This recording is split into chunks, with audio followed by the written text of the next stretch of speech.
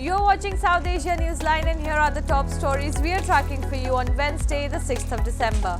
Amit Shah makes dignity for displaced pitch over J&K bills, says PoK is ours. US says it is waiting for results of India's probe into Pannu murder plot. And Malala Yousafzai likens Taliban's treatment of women to apartheid.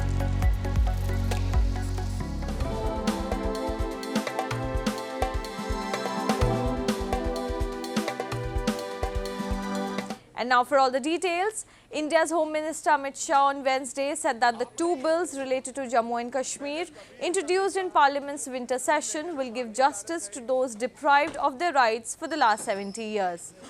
Shah, responding to discussions on J&K Reservation Amendment Bill and J&K Reorganization Amendment Bill, said that the legislation seeks to give representation to those who had to leave Kashmir due to terrorism. The amendment bill proposes to increase the number of seats in the J&K Assembly from 83 to 90 and also nominate one member from Pakistan-occupied Kashmir, claiming the region is part of India. Shah blamed the past governments in the erstwhile state for the exodus of Kashmiri Pandits and spread of terrorism. He said Jammu and Kashmir was betrayed in the past for vote bank politics, but PM Modi corrected it. 70 सालों से जिन्हों को अन्याय हुआ है, जो अपमानित हुए और जिनकी अनदेखी की गई है, वो सभी लोगों को न्याय दिलाने का बिल है, उनको अधिकार दिलाने का।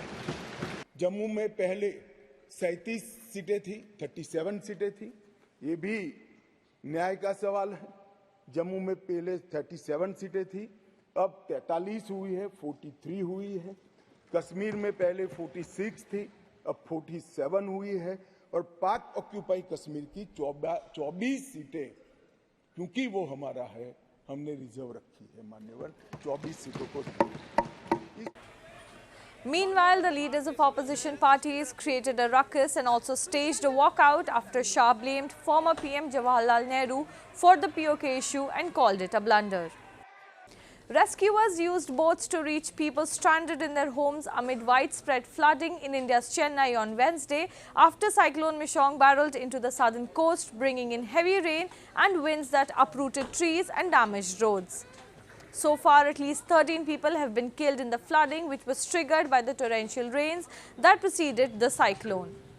Rescue workers were seen wading through waist-deep water and submerged vehicles, while Air Force helicopters dropped food rations to people stranded in flooded homes who are struggling for basic essentials. Residents who had borne the brunt of a similar flooding 8 years ago have raised concern over the ability of the city's infrastructure to handle extreme weather.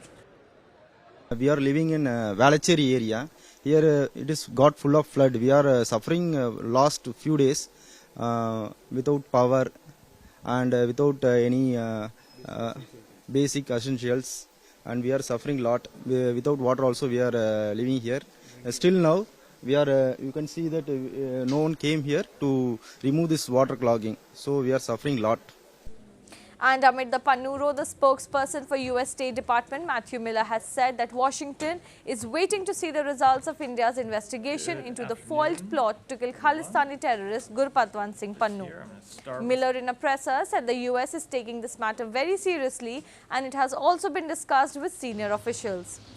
He further said Washington also urged New Delhi to cooperate with Canadian investigation into the killing of another Khalistani terrorist, Hardeep Singh Nijjar.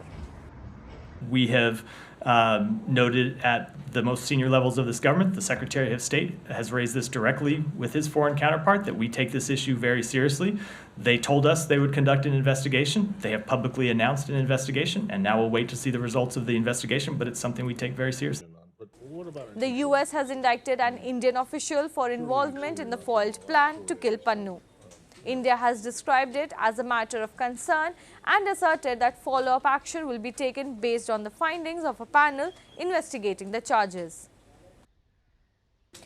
Moving on, a complete shutdown strike was observed in Gilgit Baltistan recently over a hike in wheat prices and removal of subsidies. Local traders opposed the imposition of illegal taxes and termed the move as their exploitation. A report. Traders in Gilgit Baltistan recently observed a complete shutterdown strike against the recent hike in wheat prices and demanded the government to fully restore subsidies on essential items. The rate of wheat, which was heavily subsidized for the region, has increased to Rs 52 per kg from Rs 20 per kilogram in June. The protesting traders said wheat subsidy is the inherent right of the people of Gilgit Baltistan and they feel this is injustice. ये सिर्फ ताजिर बरादरी का मसला नहीं है बल्कि पूरे अवाम गिलगित बल्तिस्तान का मसला है। सब्सिडी का आप अगर इशू को उठा के देखें तो पूरे दुनिया के अंदर जितनी भी जो ममालिक होती हैं उसके अंदर जो माशरे के पिसे हुए तबके होते हैं उनको सब्सिडीज़ दी जाती हैं। अगर पंजाब का भी आप मिसाल उठा के देखें तो मेट्रो बस एक बड़ा मंसूबा है जिसके अंदर पंजाब के वहाँ के लोगों को सब्सिडीज़ दी जाती है, लेकिन ये जो गिलगित बल्तिस्तान एक मुतनाज़ा खित्ता भी है, यहाँ पे तो और भी इसको सब्सिडीज़ हर तरह की दी जाए, लेकिन ऐसा नहीं है। The locals of the occupied region expressed anguish over governmental incompetence and corruption amid the ongoing economic crisis. They warned they will continue their protests against illegal taxes being imposed on them. कोई भी अफसर हो तो चाहे chief secretary साहब हो तो वज़ीर आज़म हो कोई भी हो बाइज़्ज़त तरीके से ये हमारा काम दुरुस्त करेंगे। चंद रोज़ तक हम देखेंगे, नहीं हो गया तो बस इस्लामाबाद तक हम जाने को तैयार है सब। Nobel Peace Prize winner Malala Yousafzai on Tuesday linked Taliban's restrictions on women in Afghanistan to the treatment of black people under apartheid in a lecture in South Africa organized by Nelson Mandela's foundation. Yousafzai survived being shot in the head by a gunman when she was 15 in her native country Pakistan for campaigning against the Pakistani Taliban's attempts to deny girls education. Yousafzai said the Taliban's action should be considered gender apartheid and international actors should not normalize relations with the Taliban, which returned to power in Afghanistan in 2021. And I cannot fathom the injustice that the women in Afghanistan are facing. They're going through a gender apartheid where they do not have the opportunity and the right to work, to education.